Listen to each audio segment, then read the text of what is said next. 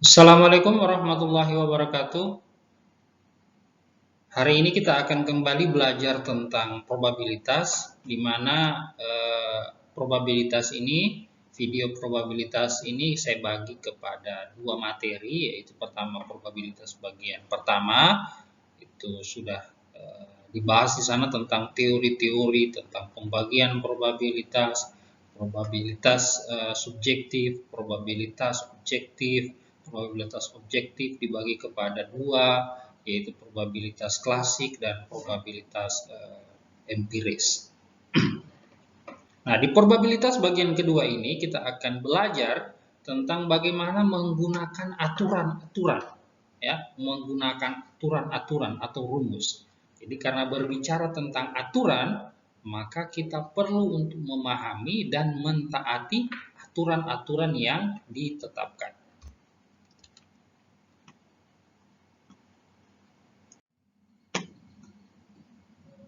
Nah, aturan-aturan untuk menghitung probabilitas. Jadi, pertama itu adalah aturan penjumlahan. Aturan penjumlahan itu dibagi kepada dua bagian. Yang pertama adalah aturan khusus dalam penjumlahan. Nah, digunakan jika kejadian pada eksperimen saling lepas.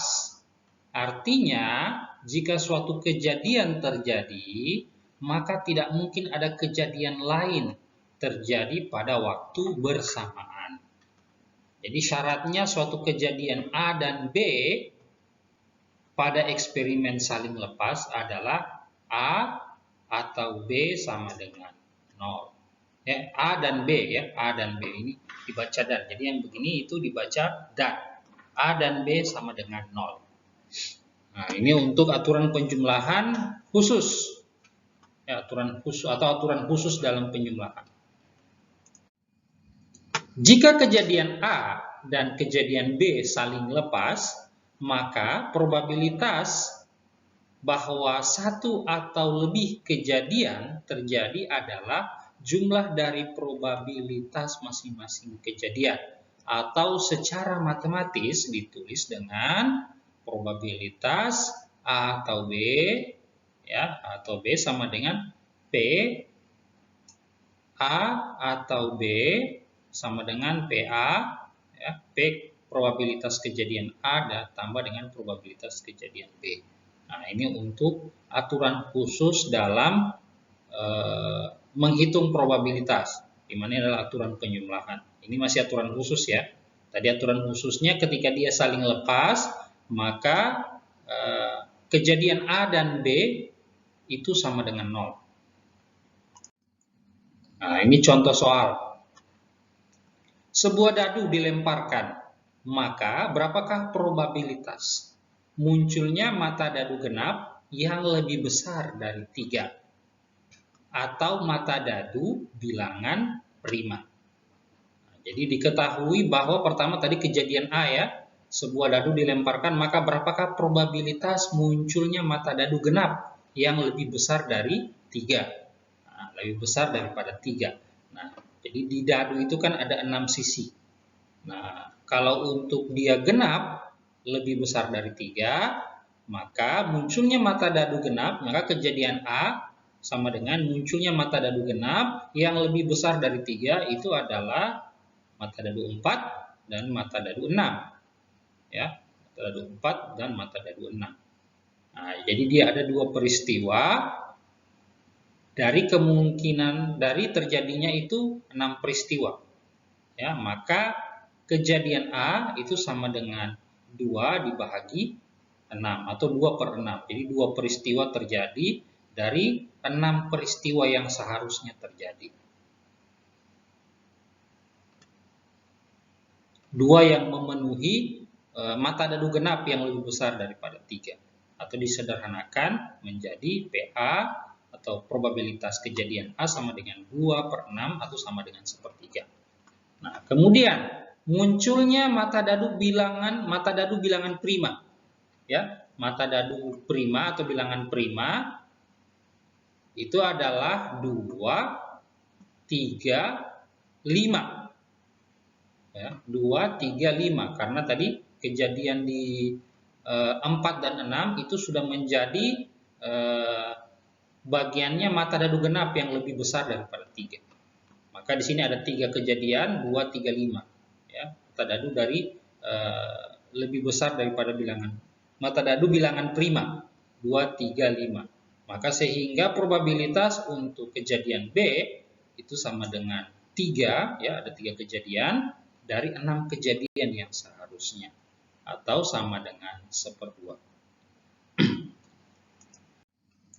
Maka penyelesaiannya adalah, ada 2 cara penyelesaiannya.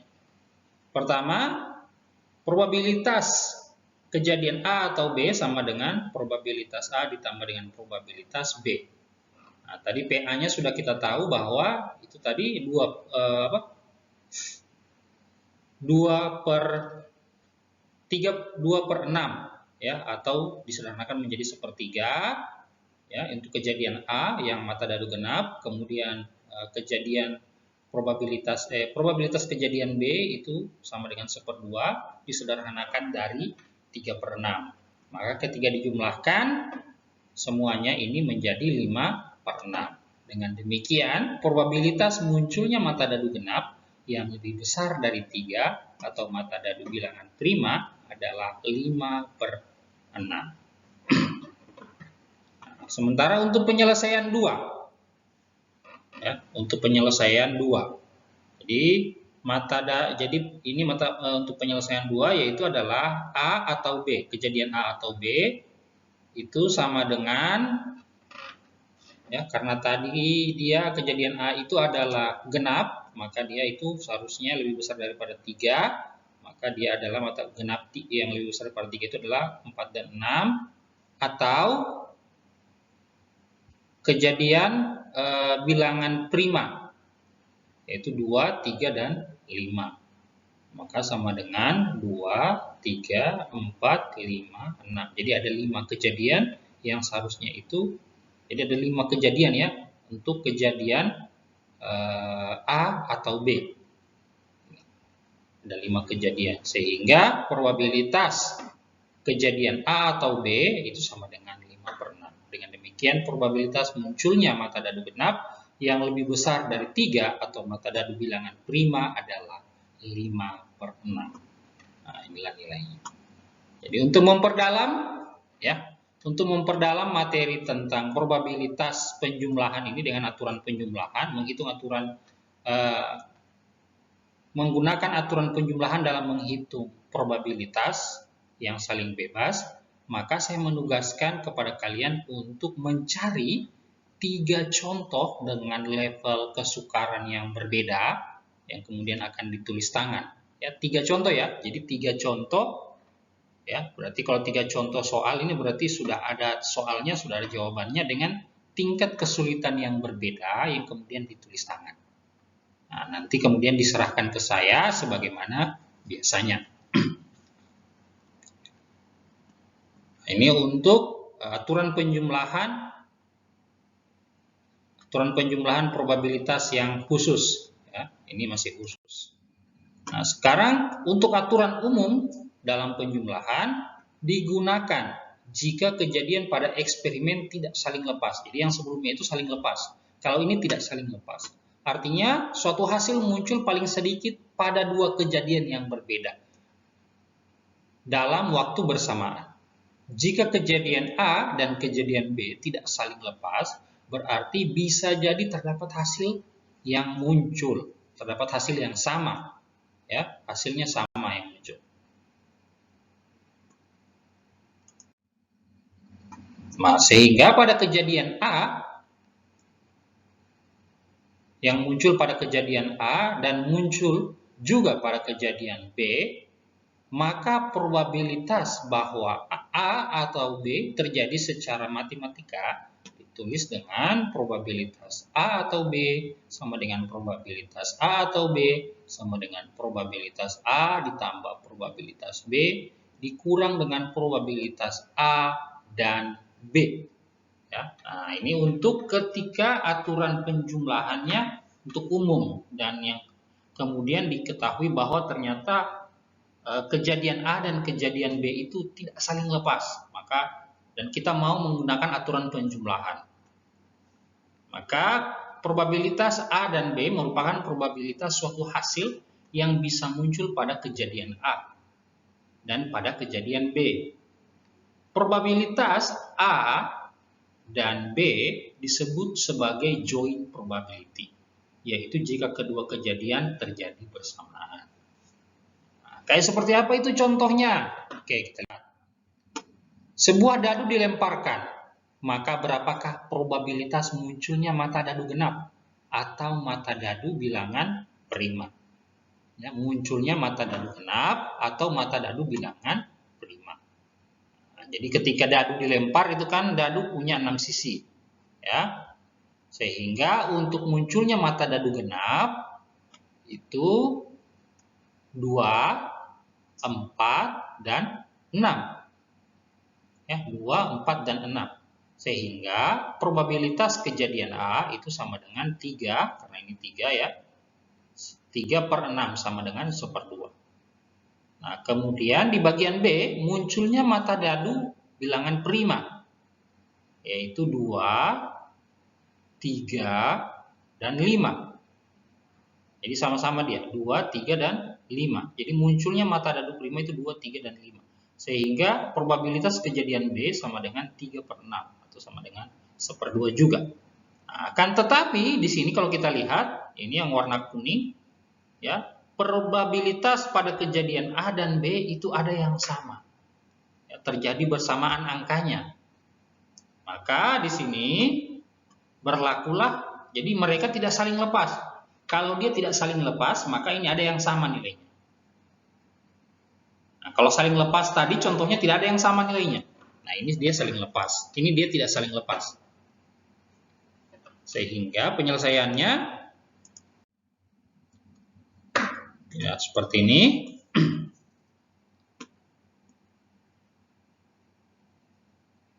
Di mana probabilitas A atau B itu sama dengan PA, ya, atau probabilitas A ditambah probabilitas B dikurang dengan probabilitas A dan B. Nah, probabilitas A dan B ini adalah kejadian yang sama antara A dan B. Itu ada berapa tadi? Nah, itu ada satu kejadian yang sama ya. Jadi makanya dia dari satu kejadian yang sama, sementara yang dilemparkan dan kemungkinan terjadinya itu adalah 6. Jadi probabilitas kejadian A tadi 1/2, probabilitas kejadian B itu adalah 1/2 juga. Nah, dikurang dengan probabilitas A dan B itu 1/6. Kenapa 1/6? Karena hanya ada satu kejadian yang sama dari 6 kali pelemparan dadu. Sehingga nilainya itu sama dengan 5/6.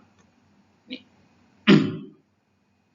Dengan demikian probabilitas munculnya mata dadu genap yang lebih besar dari 3 atau mata dadu bilangan prima adalah 5/6. Nah, atau penyelesaian duanya yaitu adalah kejadian A atau B itu adalah 2, 4, 6 atau 2, 3, 5 sama dengan 2, 3, 4, 5, 6. Ya. Kejadian 2, 3, 4, 5, dan 6. Maka sehingga probabilitas A atau B itu sama dengan 5/6. Dengan demikian probabilitas munculnya mata dadu genap atau mata dadu bilangan prima adalah 5/6. Nah, untuk mempermantap pemahaman kalian tentang probabilitas, penyuluhan probabilitas yang tidak saling dengan aturan tidak saling lepas ini, ya, dengan persamaan yang ini, maka sama juga kalian perlu untuk mencari 3 soal, ya, 3 soal dengan tingkat kesukaran yang berbeda atau 3 jenis yang berbeda untuk menambah pemahaman kalian yang kemudian ditulis tangan pada suatu kertas, entah itu dia kertas HVS atau kertas folio. Jadi silahkan dipilih. Nah, aturan yang selanjutnya. Jadi aturan untuk menghitung probabilitas yang selanjutnya itu adalah aturan perkalian. Nah, aturan khusus dalam perkalian. Jadi ada aturan khusus dalam perkalian digunakan jika kejadian yang muncul pada eksperimen saling bebas. Ya, ini lihat. Jadi aturan khusus itu dia selalu saling bebas. Artinya kemunculan suatu kejadian tidak mempengaruhi probabilitas dari kemunculan kejadian lainnya. Nah, aturan khusus dalam perkalian itu, jika kejadian B terjadi, maka kejadian A terjadi. Ya, jika kejadian B terjadi, maka kejadian A terjadi. Maka apakah kejadian A mempengaruhi probabilitas kejadian B untuk terjadi? Jika tidak, maka probabilitas dari A dan B adalah dengan mengalihkan probabilitas masing-masing kejadian A dan B secara matematis dituliskan. Nah, jadi aturannya ini ya, probabilitas A dan B sama dengan probabilitas A dan B itu sama dengan probabilitas A dikali probabilitas B. Ini untuk perkalian, ya, ini untuk perkalian aturannya. Bagaimana contohnya dalam kehidupan sehari-hari menghitung probabilitas dengan menggunakan aturan perkalian? Khususnya ini aturan khusus di mana mereka saling bebas. Nah, ini berdasarkan pengalaman terungkap bahwa probabilitas dari suatu ban X untuk mampu digunakan maksimal 60.000 mil adalah 0,95. Berapakah probabilitas dua buah ban X mampu digunakan maksimal 60.000 mil? Nah, dua buah ban X.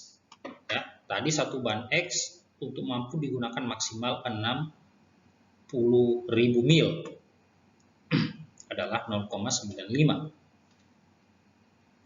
Sehingga diketahui A, ban X pertama yang mampu digunakan maksimal 60.000 mil. Maka sehingga probabilitas kejadian A sama dengan 0,95. Sementara untuk ban X yang kedua yang mampu digunakan maksimal 60.000 mil itu adalah probabilitas kejadian B sama dengan 0,95.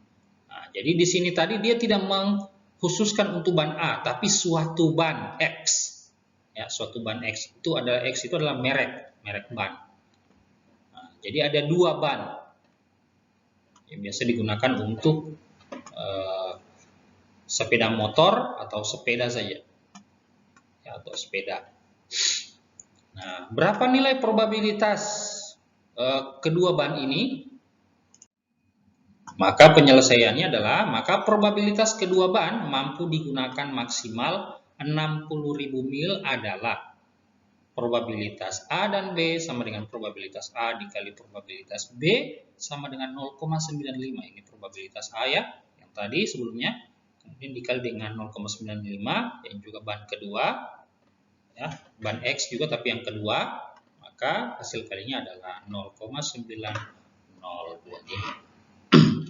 Untuk mempermantap pemahaman kalian terkait dengan probabilitas, pengoperasian probabilitas dengan menggunakan aturan perkalian saling bebas, maka kalian perlu untuk menuliskan dua contoh yang berbeda atau dua contoh dengan tingkat kesulitan yang berbeda dengan menggunakan aturan perkalian di mana dia punya kejadian A dan B itu saling bebas.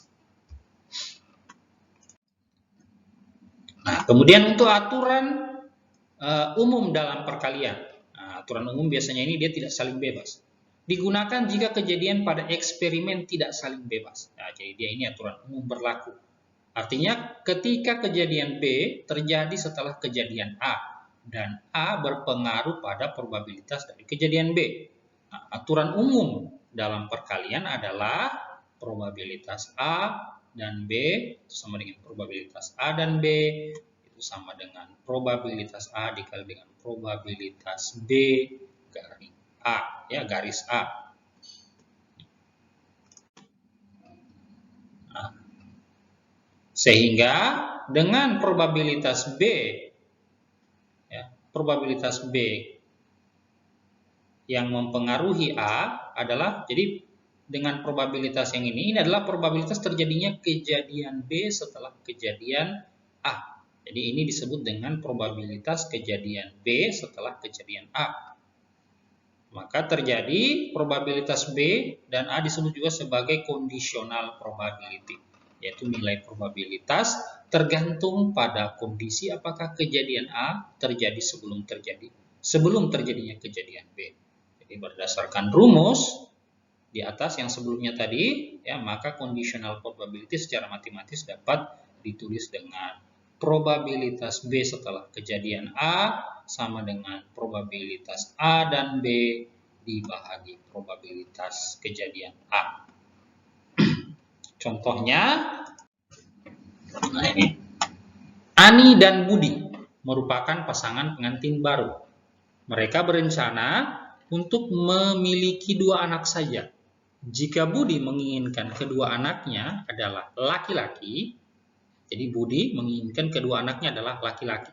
Sementara Ani menginginkan paling sedikit 1 anak mereka adalah laki-laki. Hitunglah probabilitas kedua anak mereka laki-laki dengan syarat paling sedikit 1 anaknya adalah laki-laki. Ya, ini ada syarat khusus. Ya, syaratnya adalah kedua anak mereka laki-laki dengan syarat paling sedikit 1 anaknya adalah laki-laki. Jadi kita kumpulkan informasinya, kita ringkas. Kita misalkan pertama dulu B itu adalah boy dan G itu adalah girl. Maka ini untuk si perempuan ya. Ini untuk si perempuan atau si Ani. Si Ani ingin minimal 1 anaknya itu laki-laki. Jadi kemungkinan terjadinya itu paling sedikit 1 anaknya pada laki-laki adalah boy. Minimal paling sedikit, berarti kalau 2 boleh. Jadi boy, kemudian boy, girl, kemudian girl, dan boy. Nah, sementara girl itu tidak ada. Ya, untuk anak perempuan dan perempuan itu tidak ada karena ya, dia menginginkan minimal paling sedikit anaknya laki-laki 1. Maka sehingga dari 4 kemungkinan, maka probabilitas kejadian A itu adalah 3/4. Jadi 3 kemungkinan terjadi dari 4 kejadian maksimal. Nah, sementara untuk si Budi, kedua anaknya adalah laki-laki, yaitu boy and boy. Sehingga kejadiannya itu adalah probabilitas kejadian B itu adalah 1/4 karena hanya 1 dari 4 kejadian. Hanya satu kejadian kemungkinan terjadi dari 4 kejadian. Karena dia ingin 2 anaknya itu laki-laki. Oke, kita selesaikan. Perhatikan bahwa A dan B itu adalah boy. Ya, A dan B, kejadian A dan B itu adalah boy. Itu ada tadi kejadian yang saling terjadi atau terikat. Ya, mereka karena tidak saling lepas, jadi ada di kejadian A ada, di kejadian B ada juga, yaitu boy dan boy. Maka sehingga probabilitas kejadian A dan B itu adalah 1/4 karena hanya 1 yang sama dari 4 kejadian.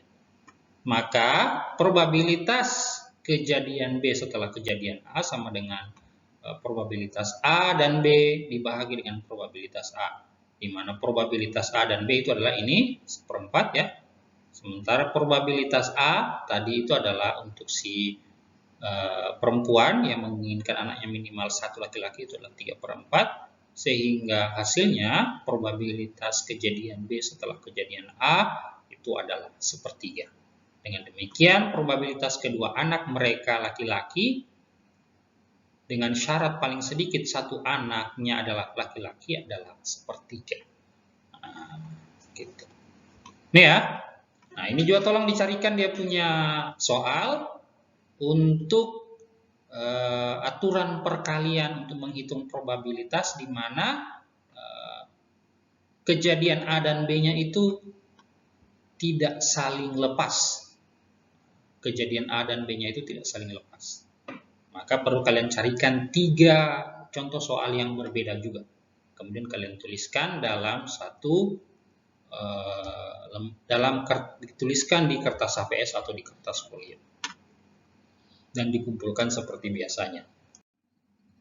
Oke, nah, sekian untuk video pembelajaran terkait teori probabilitas untuk bagian kedua. Semoga teori-teori ini atau contoh-contoh dan aturan-aturan dalam menghitung probabilitas di bagian kedua ini dan teori yang berada di bagian pertama itu bisa membantu kalian dalam memahami probabilitas atau peluang atau kesempatan terjadinya suatu kejadian. Semoga video ini bermanfaat. Lebih dan kurangnya saya mohon maaf. Assalamualaikum warahmatullahi wabarakatuh.